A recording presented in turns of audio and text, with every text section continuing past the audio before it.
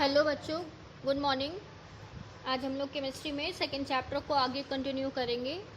Second chapter था is matter around us pure. इसमें आज हम लोग आगे पढ़ते हैं सिंपल डिस्टिलेशन। तो सबसे पहले जान लेते हैं मिसिबल लिक्विड्स होता क्या है। मिसिबल लिक्विड्स वो लिक्विड्स होते हैं जो आपस में सॉल्युबल हो जाते हैं, आपस में मिल जाते हैं। अगर आप दोनों को मिला दीजिए तो इनकी अलग से लेयर फॉर्मेशन नहीं होती है, दोनों मिल जाते हैं। तो मिसिबल लिक्विड्स को कैसे अलग कर सकते हैं, इसका एक एग्जांपल ले लेते हैं।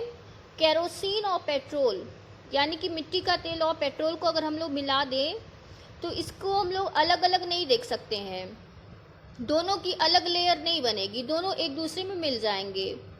तो ऐसे यानी कि मिसिबल लिक्विड्स को हम कैसे अलग करेंगे, इसकी एक टेक्निक होती है जिसका नाम है सिंपल डिस्टिलेशन। तो सिंपल डिस्टिलेशन क्या होता है? ऐसी टेक्निक होती है जिसमें हम लोग मिसिबल लिक्विड्स के मिक्सचर को अलग करते हैं। जैसे केरोसिन और पेट्रोल को मिला दिया, अब सिंपल डिस्टिलेशन की मदद से केरोसिन और पेट्रोल दोनों को अलग कर सकते हैं। और केरोसिन और पेट्रोल का जो बॉइलिंग पॉइंट होता है, इसमें 25 डिग्री सेल्सियस से ज़्यादा का फ़र्क होता है। तो सिंपल डिस्टिलेशन में ये याद रखना होगा कि जो लिक्विड्स को हम लोग मिला रहे हैं, उन लिक्विड्स के जो बॉइलिंग पॉइंट हैं उनके बीच में कम से कम 25 डिग्री सेल्सियस का फ़र्क होना चाहिए। 25 डिग्री सेल्सियस से कम का फ़र्क होगा तो दोनों लिक्विड्स सेपरेट नहीं हो पाएंगे, अलग नहीं हो पाएंगे।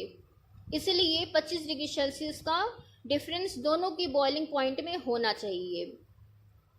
पेट्रोल का जो बॉइलिंग पॉइंट होता है लगभग 90 से 100 के बीच में इनका बॉइलिंग पॉइंट होता है, और केरोसिन का भी 130 के ऊपर होता है। तो इस तरह से दोनों के बॉइलिंग पॉइंट में 25 डिग्री सेल्सियस से ज़्यादा का फ़र्क है। इसलिए सिंपल डिस्टिलेशन से दोनों को अलग हम आसानी से कर सकते हैं।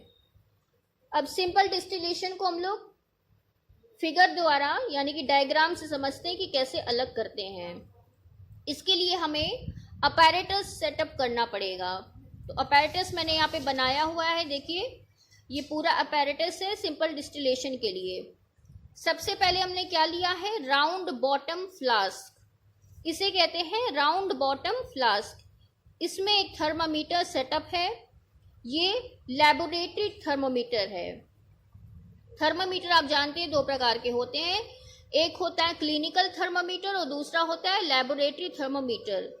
तो क्लिनिकल थर्मामीटर से हम लोग घर में टेम्परेचर नापने के लिए यूज़ करते हैं या मेडिकल डॉक्टर्स यूज़ करते हैं। लेकिन जो लैबोरेटरी थर्मामीटर होता है वो एक्सपेरिमेंट्स के लिए यूज़ करते हैं, ठीक है। तो ये लैबोरेटरी थर्मामीटर है। राउंड बॉटम फ्लास्क में लैबोरेटरी थर्मामीटर लगा दिया गया है। और ये जो पूरा आप अपैरेटस देख रहे हैं ये है कंडेंसर। कंडेंसर आप जानते हैं किस लिए काम आता है? किसी चीज़ को कूल करने में, ठंडा करने में काम आता है, कंडेंसर नाम है इसका। और यहाँ पे स्टैंड लगा दिया गया है राउंड बॉटम फ्लास्क को सपोर्ट देने के लिए। तो ये पूरा अपैरेटस है सिंपल डिस्टिलेशन के लिए। अब इसमें प्रोसेस कैसे करते हैं? सबसे पहले क्या करेंगे, राउंड बॉटम फ्लास्क में पेट्रोल और केरोसिन ऑयल का मिक्सचर हम लोग ले लेंगे। पेट्रोल और केरोसिन को मिला करके डिस्टिलेशन फ्लास्क में हम लोग राउंड बॉटम फ्लास्क में रख देते हैं और इसके नीचे बंसन बर्नर लगा देते हैं। बंसन बर्नर से हीट करने के लिए, गर्म करने के लिए लगाते हैं। जब हम लोग इसको हीट करेंगे तो आप थर्मोमीटर में आप क्या करेंगे, टेम्परेचर नोट करते रहिएगा। तो उसमें देखेंगे जब टेम्परेचर 90 डिग्री पहुंच जाता है तो इस मिक्सचर का कुछ पोर्शन जो होता है इवापोरेट होने लगता है, यानी कि भाप बनकर उड़ने लगता है। तो जब वो भाप बनकर के उड़ता है, यही वेपर्स जब कंडेंसर से पास होते हैं तो ये वेपर्स क्या होते हैं, जब कंडेंसर से पास होते हैं तो कूल हो जाते हैं और कूल होने के बाद दोबारा से लिक्विड में चेंज हो जाते हैं। कंडेंसर में देखिए किनारे किनारे यहाँ पे कोल्ड वाटर का यहाँ पे भरा हुआ है, ये पूरा कोल्ड वाटर भरा हुआ है। तो इसमें से जो भी लिक्विड इवापोरेट हो करके इधर जाएगी कोल्ड वाटर की वजह से वो ठंडी हो जाएगी और वो वेपर या भाप जो होगा दोबारा से फिर से वो लिक्विड में चेंज हो जाएगा।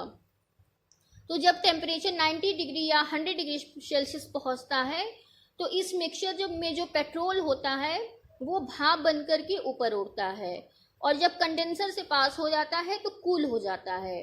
कूल हो जाने के बाद उसे हम दूसरे बीकर में इकट्ठा कर लेते हैं। तो इस तरह से आप देख रहे हैं कि जब टेम्परेचर 90 से 100 के बीच में है तो पेट्रोल जो है इवापोरेट होकर के ठंडा हो रहा है और इससे अलग हो जा रहा है। तो पेट्रोल को इस तरह से हम लोग अलग कर लेंगे और इस फ्लास्क में जो लिक्विड बचेगा वो हो जाएगा आपका केरोसिन ऑयल। तो ये पूरा प्रोसेस है सिंपल डिस्टिलेशन का। सिंपल डिस्टिलेशन से हम लोग दो मिसिबल लिक्विड्स को अलग कर सकते हैं। ठीक है, तो ये पूरा सिंपल डिस्टिलेशन में है। अब इसके आगे की टॉपिक हम लोग अगले वीडियो में डिस्कस करेंगे। आप इसे नोट्स के रूप में कॉपी में बना लीजिएगा।